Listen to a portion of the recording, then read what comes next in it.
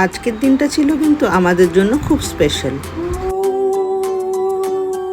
তোমরা সবাই জানো আজকে জামাই ষষ্ঠী, আর এই দিনটা প্রতি বছরই আমার মা কিন্তু পালন করে আসছেন।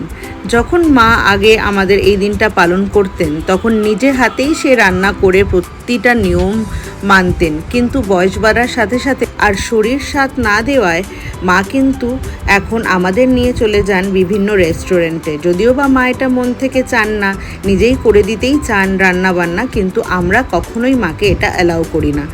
আর এবারও কিন্তু আমরা চলে গেছিলাম স্ট্যাডেলে জামাই ষষ্ঠী স্পেশাল এত কিছু মেনু ছিল যে না দেখলে ভাবা যায় না।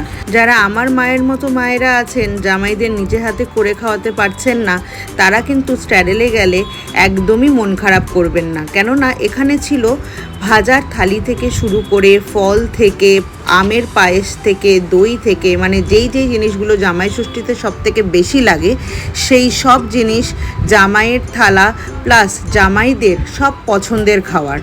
তাই ভাবলাম ভিডিও করে নিয়ে আসি, যেন তোমাদের সাথেও শেয়ার করতে পারি।